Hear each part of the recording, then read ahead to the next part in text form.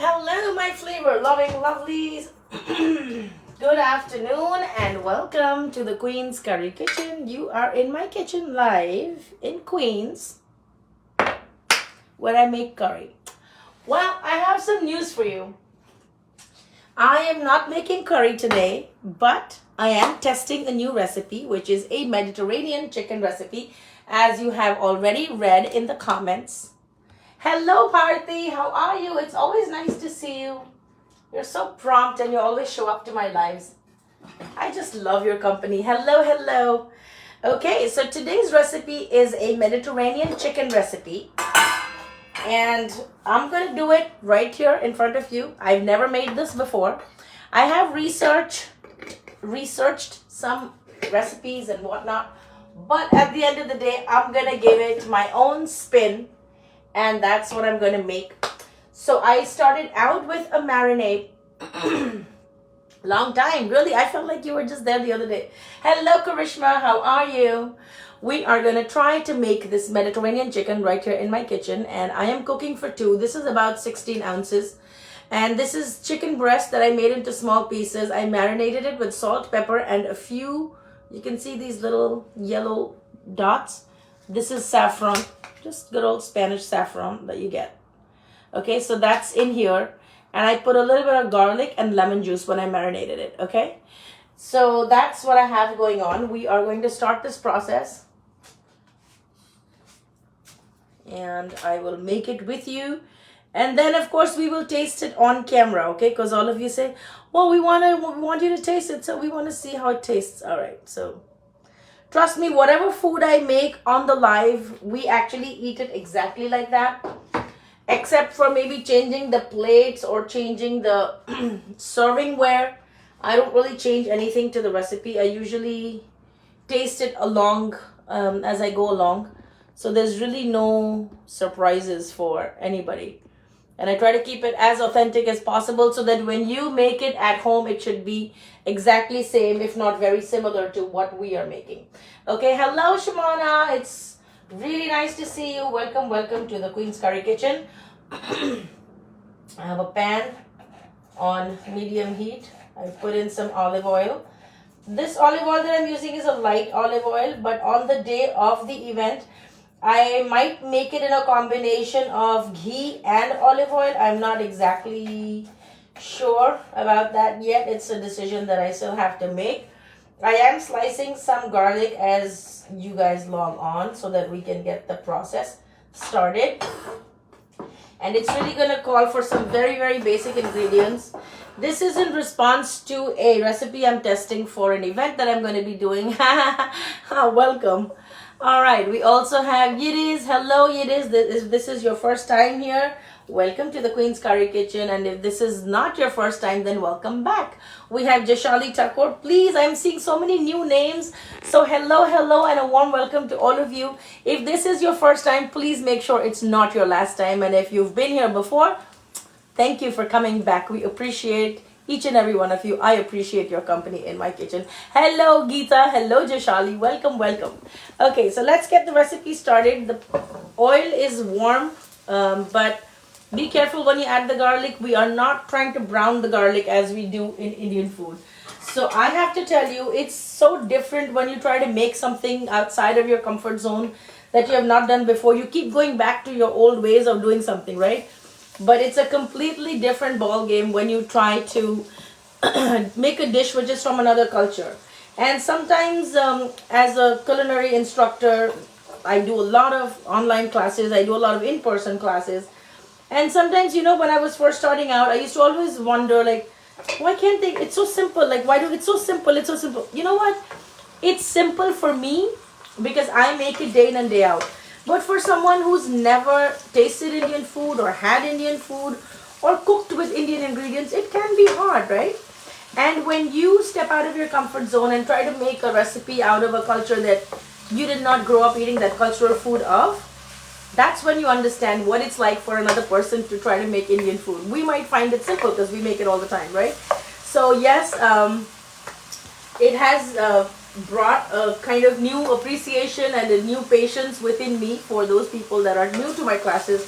And even though about 20 to 30% of my students are actually Indian who take the class. There's a lot of non-Indian people who take Indian cooking classes with me, and the reasons could be varied. They're either taking a class because they want to try making Indian food, or they have a favorite Indian restaurant where they like to go and they just love the cuisine, so they're trying to create that in their own home. Or someone might have lived in India briefly and they love the food and they just want to bring it back to their home kitchen. So for a lot of people, you know, India or Indian food has a nostalgic reason. Like for me, I love Korean food, but I did not grow up eating Korean food. So when I first started making Korean food in my kitchen, I would have to watch the video again, I would have to pause it, I would have to make notes just to make sure that it was good enough. But, you know, after a while you get over that. So whenever you're trying to teach somebody how to make Indian food, just be patient with them. That's something that I learned. Hello Muktai, welcome to the Queen's Curry Kitchen. It's so nice to see you here. Alrighty, so I say that, you know, this is our way of staying connected to our roots, but you do get bored of eating the same old, same old. So this catering gig that I'm going to do revolves around Mediterranean food, and she knows that I specialize in Indian food, but she has also tasted my Thai food. I also catered a party in which this lady was a guest, and I had done an entire like Lebanese Mediterranean spread. So she absolutely loved that. So for her daughter-in-law's bridal shower, she wants to do Mediterranean food. And I was like, you know what, instead of keeping everything till the last day, let me test out some recipes before the actual day off, just to make sure that your girl still got it or not. So it's just basically a few basics. It's not that complicated. Now, one good thing about other cuisines is that whenever you work with onions, you don't have to brown them to death like you have to do for Mughlai food or for Indian food, right? So I'm just trying to talk to you while I'm working, so don't mind me, but do keep an eye on this. And I'm going to use very, very basic spices. I will use a pinch of cinnamon. I will be using some parsley, some oregano, and some basil. So regardless of whatever part of the world or whatever recipe you're trying to replicate, try to capture the flavor of that place, right? So if it's Italian food, there's got to be like really good quality olive oil. There's going to be lots of lemon that you will use. You'll use parsley, you'll use oregano. So once you know the flavor profile, I call it the flavor toolkit, right? That's what I like to. This guy always calls me when I'm on the live, and I freaking hate it. And you don't want to know. You want to know who that guy is? That guy is my husband. He always calls me when I'm on a Facebook live. Like, why, dude? Why? All right. More later on that. All the craziness that I have to say about him. Follow me on TikTok, and you'll see the other side of me. Hello, Christine. How are you today? Let me also flip the camera a little bit so y'all can see it's not just about seeing my pretty face. You should also see what's happening in the pan, baby.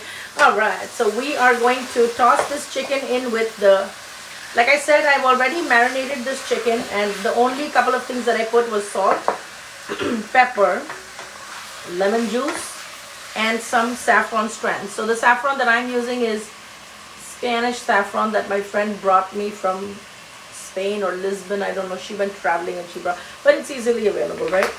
And so I was reading somewhere that there are a couple of good ways to extract all the color out of saffron. So traditionally in Indian cooking, we actually soak the saffron in warm milk, and that's how we get the flavors, okay? So this is just onions and chicken doing their thing. Now remember one thing. Let's say you're working on a dish which has chicken breast, okay?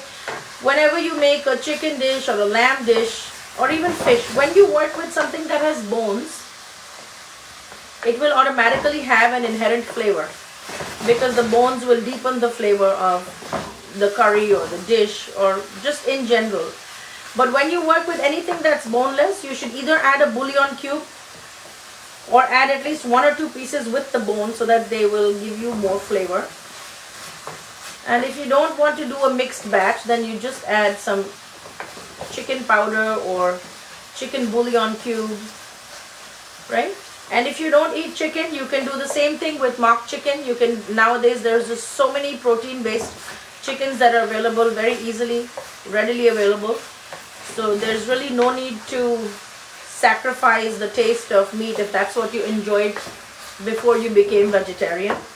You can have it all, okay? So this is gonna keep happening. I was talking to you about how to extract the maximum flavor from saffron, and one of the things that someone mentioned was to make a powder of it with a mortar and pestle. So I'm going to do just that. And also remember, saffron sometimes doesn't settle too well with a lot of people's digestion, and an overpowering taste of it can send you to the bathroom multiple times, which is not the goal of any chef's life, right?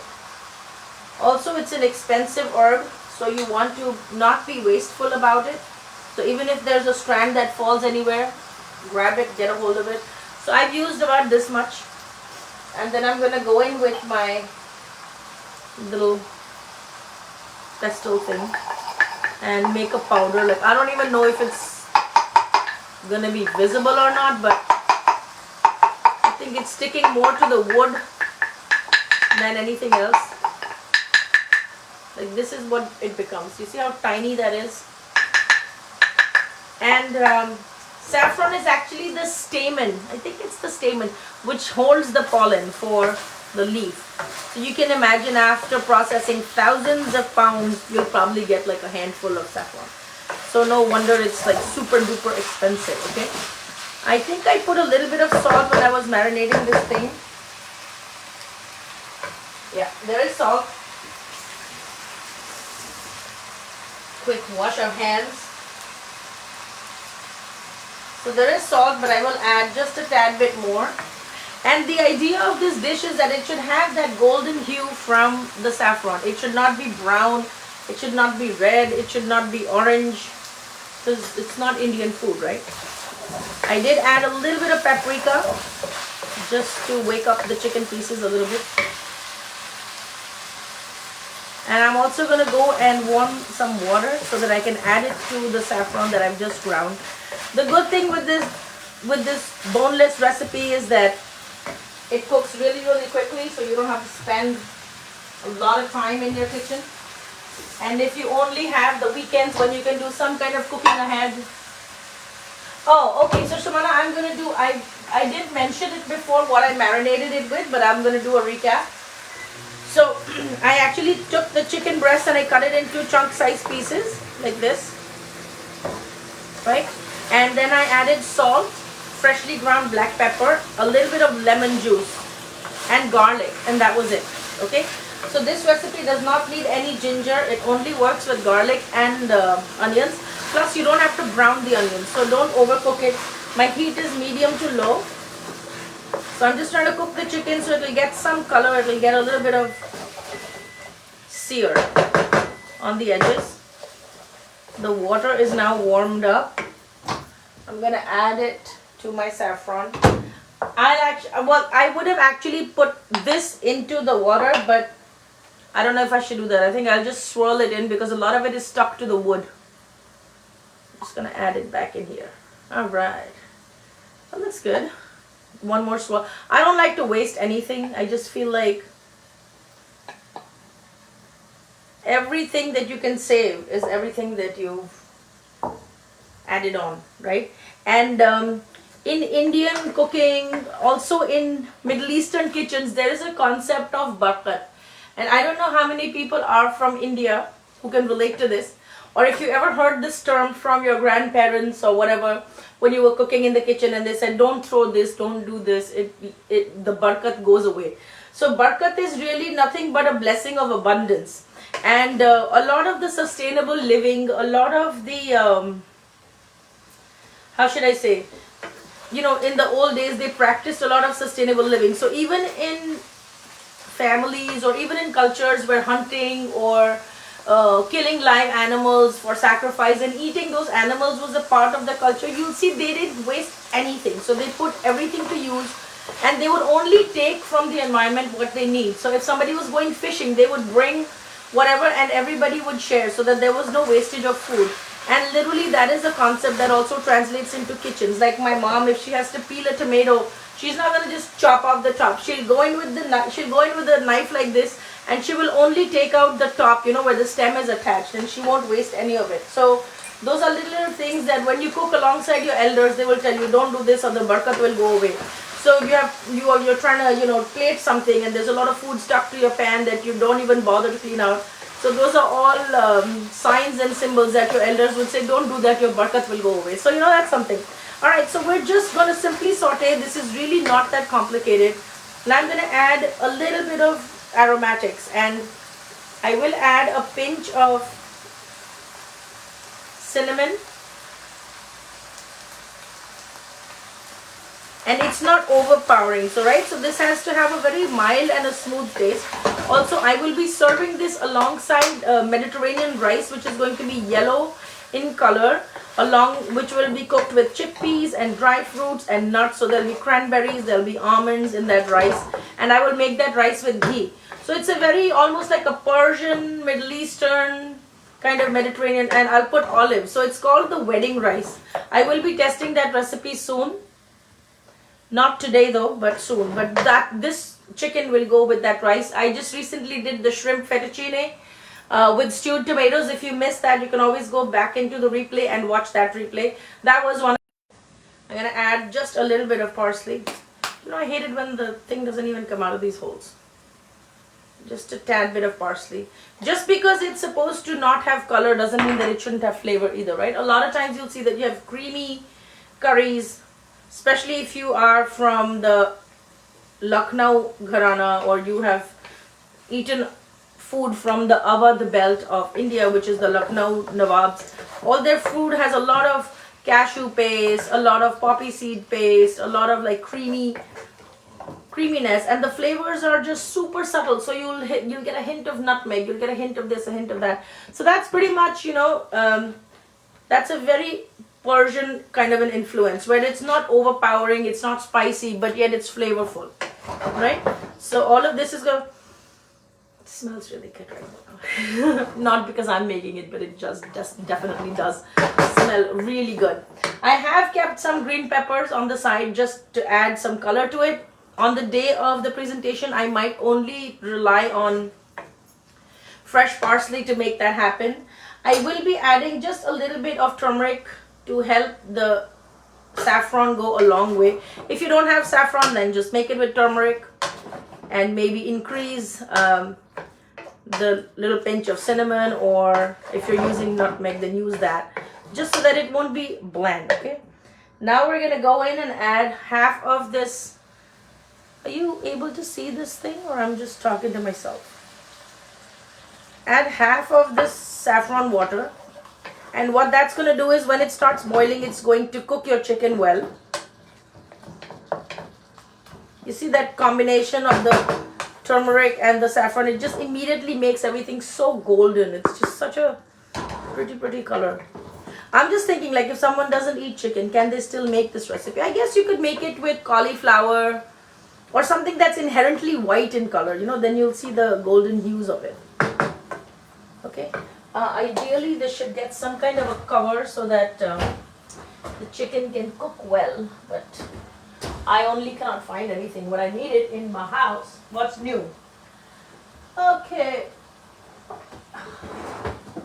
But all of you are so patient. Let me grab something to cover this pan. There we go. After taking out 50,000 things from my cabinet, I finally have a cover for this.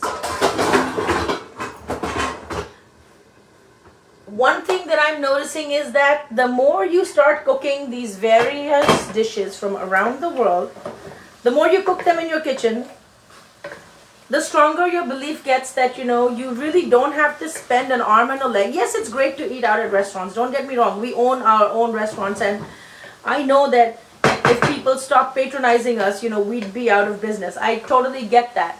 Hello, Ruby, ki khabor, how are you? Sharmila Dash, keman acho? So I do understand that if people stop patronizing restaurants, then we'll be out of business and we'll not even have a way to pay our bills. But if you like a certain ethnic food, which is not the kind of food that you grew up with, try to make it at home. And nowadays there are just so many resources that we have access to, where we can go onto YouTube, go onto Pinterest, download a recipe and really make it your own. So try to do it every once in a while. It's not that hard. Okay, in goes the cream. Okay, it's called saffron chicken, but there's definitely a component of cream that goes in. And the point after adding cream is to slow simmer so that the butter does not separate from the cream. That's the whole idea of this dish. I'm going to put the cover on this, and then I will give you ideas as to how we can take the same concept and make it into an appetizer, how you can take the same concept and make it into a picnic food.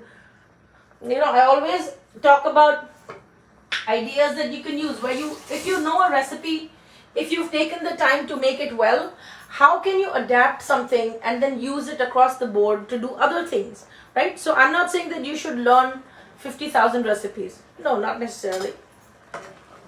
See, now you know why they say that add milk to the saffron or add hot cream to the saffron. See how beautifully the golden color comes out the minute it comes in touch with the cream, right?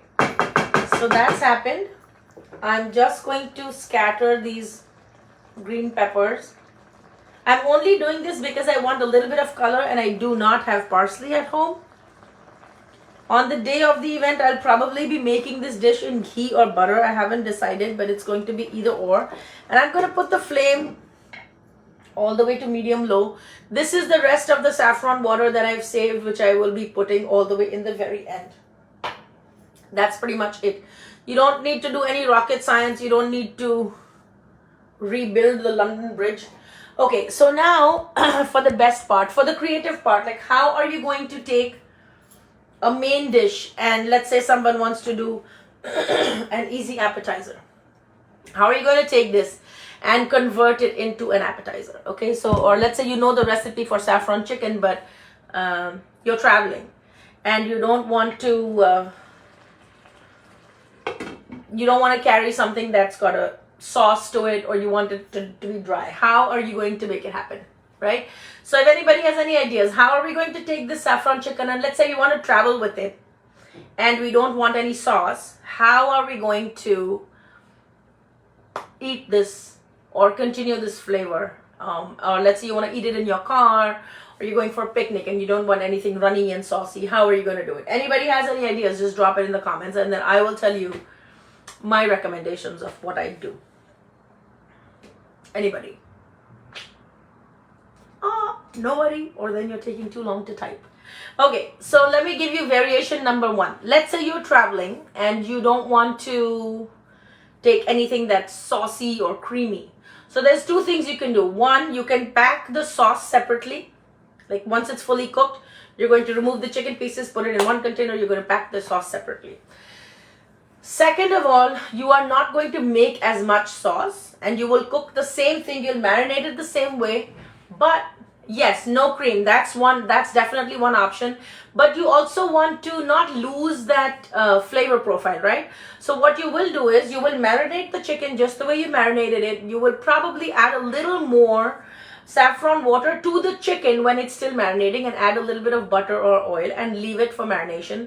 Then you will dry fry, you will saute the onions and then you will saute the chicken, and towards the end you will add a little bit of the saffron water and continue to cook it till it absolutely gets absorbed by all the chicken. And so you will have a dry chicken which will have the saffron flavor and it will have that subtle taste, and it will not be overcooked, but it will be a dry piece of chicken, and you can make wraps with it, you can make sandwiches with it. You can make whatever you want, which you find is easy for you to carry. Also, if you have toddlers or grandkids that want to eat in the back seat of the car, or you want to give them food in their high chair, you just take the same dry piece of chicken which has all the saffron flavor, and then you just chop it into smaller pieces and boom, that's done, right? So you can do that. The other suggestion, let's say if you are going to make the same chicken and you don't want to sacrifice any of the flavor, okay, let's just try to cut a piece of chicken and see if it's tender or not. Now, one thing with chicken breast is that it overcooks very quickly, right? I'm just gonna put it here on my board. You can see the board, no? Okay, just gonna cut it,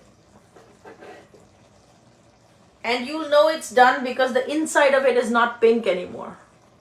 Okay, so if you have toddlers that are eating, then you take the same piece of chicken and you cut it into like bite-sized pieces like that.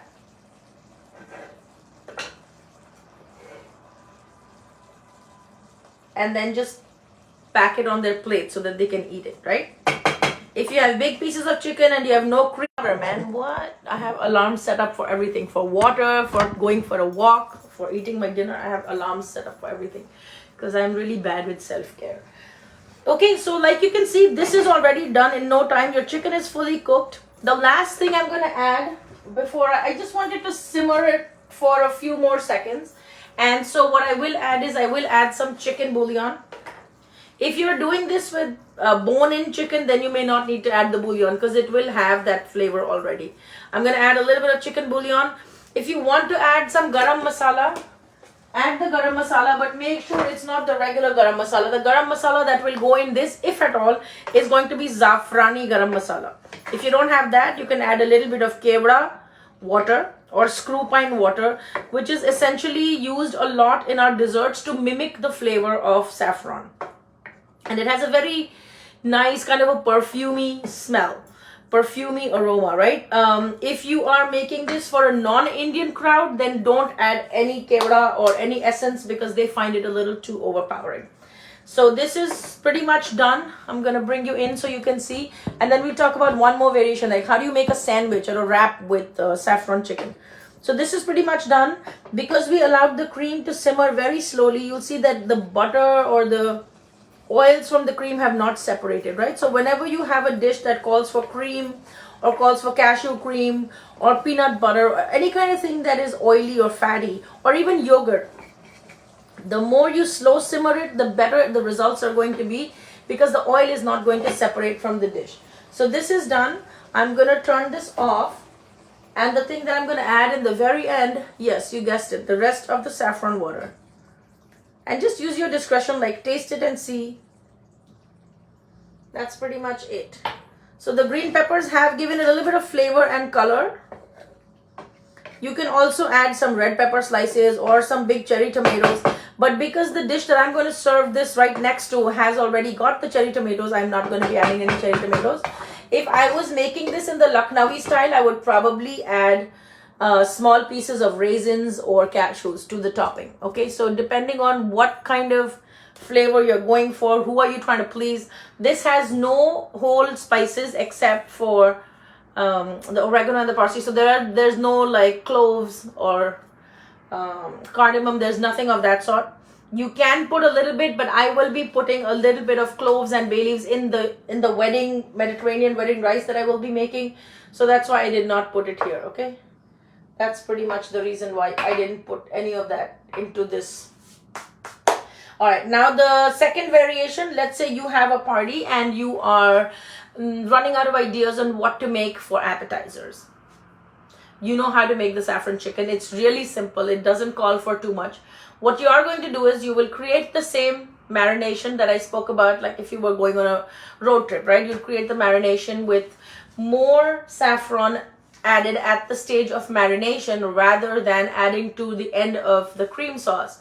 We're not going to do that part. So you're going to add more saffron to the marination. You will add some ghee or melted butter to the marination and let it sit in your fridge for at least a couple of hours. If you can do overnight, that's even better. And add some garam masala to the marination, right? Then on the day of your party or the day of your event, you can actually put it into skewers and you can air fry it, you can bake it, you can make it on your grill. Or if you just want to serve chicken breasts which have the saffron taste in it, then just grill the chicken breasts on a cast iron grill. That's possible too. You could take it outside if you're having a barbecue party.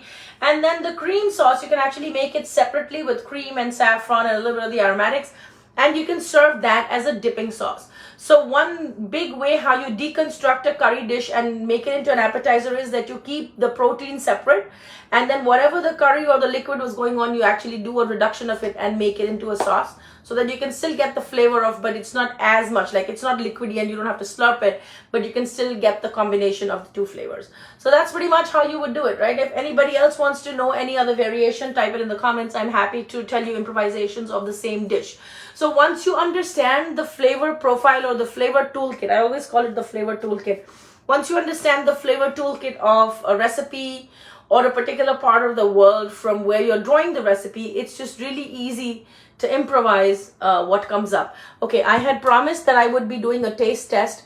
Hi Brian, how are you today? We just finished making chicken in saffron sauce, and this is a recipe test that I'm doing for an event that I will be catering soon. It's a Mediterranean menu for a bridal shower. This is what it looks like. It's nice and golden with all the beauty of saffron and whatnot. I will bring a fork and I will try it out. And for those of you who like me to always plate things fancy, I will take a fancy picture. I will plate it really nicely and I will be sharing that with you. Hello Sheikh Ahmed, welcome to the Queen's Curry Kitchen. So the saffron chicken is ready. I am going to take a really small piece like this from here. It's super hot. And I'm going to dip it into the sauce. So this will be served with Mediterranean rice that will contain chickpeas and almonds and cranberries, olives, and lots of dill. So that's the rice that I will be making on the day of the event. That will go beautifully with this.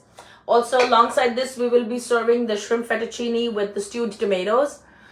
And then there will be eggplant lasagna. So one of these days I will test the eggplant lasagna recipe and I will bring you guys in so you can see that too. Let me know in the comments below if you'd like me to make the eggplant lasagna on a Facebook Live, and I'm happy to do that. Okay, so this is the saffron chicken.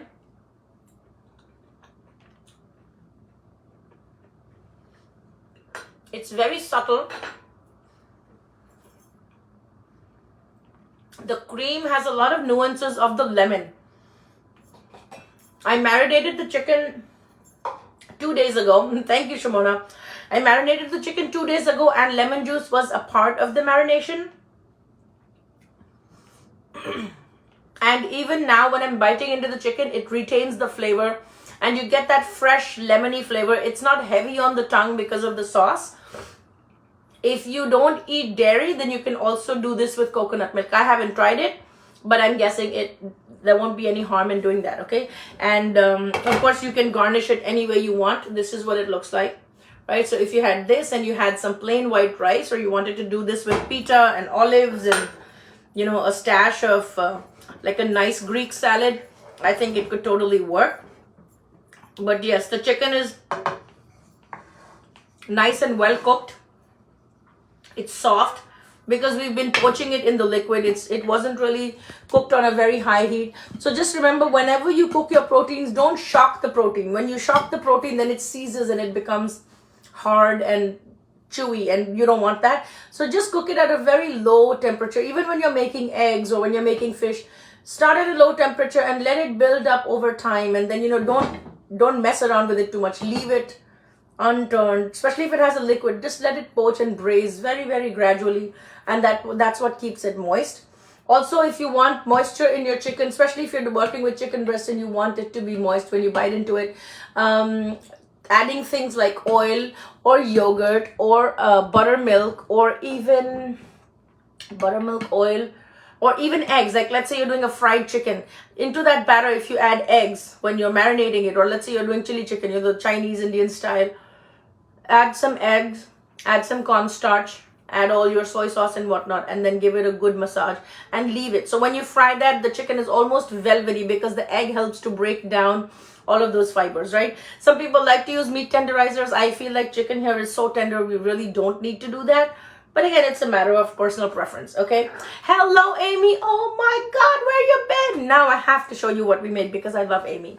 Okay, so we just finished making the Mediterranean saffron chicken, and this is what it looks like. I hope you can see. So this is what it looks like. Definitely get into the replay and catch the replay of how we made this really simple dish. I started the live at I think 1:20 or something, or 1:29, and it's just 1:48.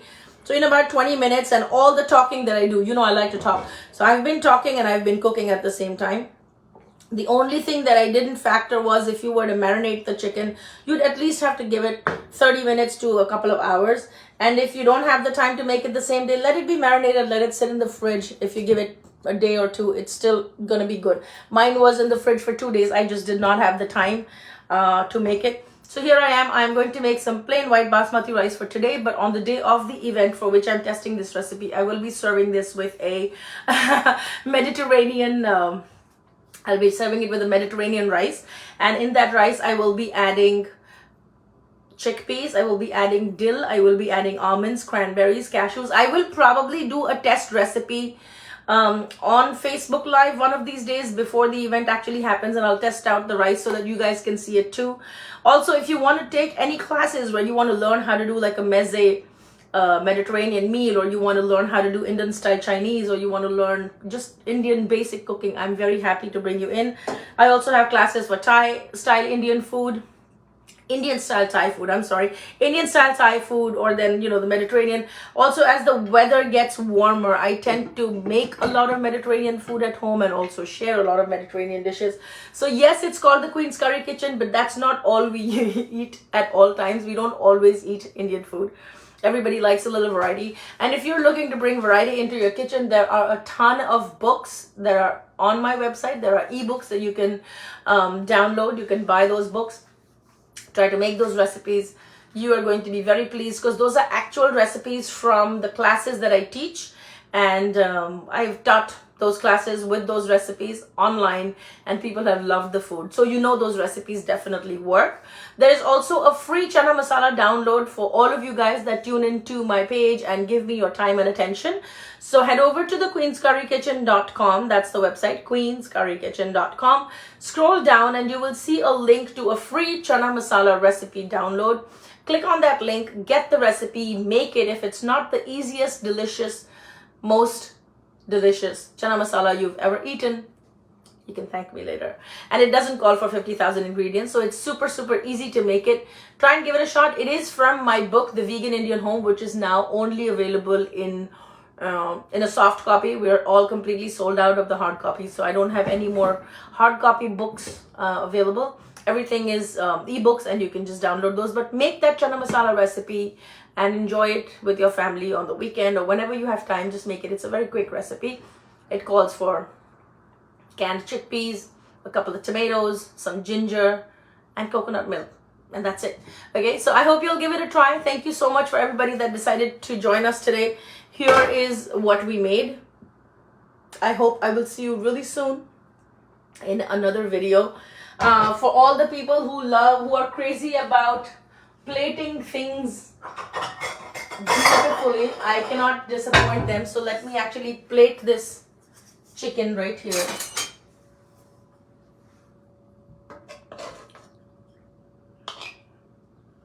This chicken doesn't call for too much time. It doesn't call for browning the onion. So if you're a busy mom, if just you're on the go at all times and you have 50,000 duties pulling you in every direction, this just might be the chicken recipe for you.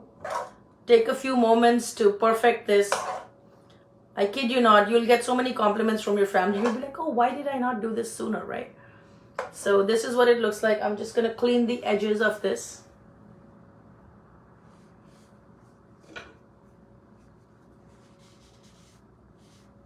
You guys always want to see a good plating, so I owe it to you. So this is what it is. And then for the final garnish, we are going to add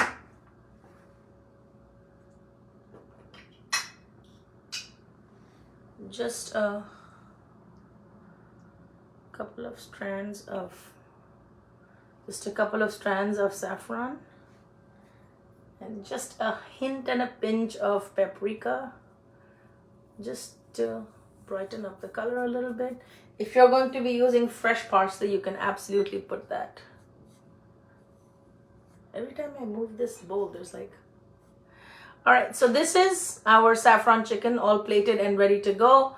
If this is what inspired you, if this is something that you enjoyed, do share this video with your friends and family so they can come in here and join the Queen's Curry Kitchen. This tribe is always growing. We're now at 5,000 plus members. So if you haven't shared this with your friends or family, if you haven't followed this page, please take a minute to hit the follow button.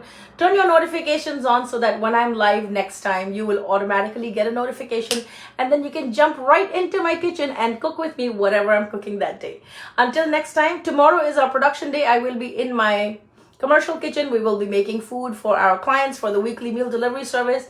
So don't forget to tune in, keep your notifications on so that you'll be able to come join me in the kitchen and see what all is going on. All right. I will see you soon in another video. Until then, be blissful and flavorful. And don't forget to smile when you put your food out. Be intentional, put love in your food, and I will see you in another video. Bye.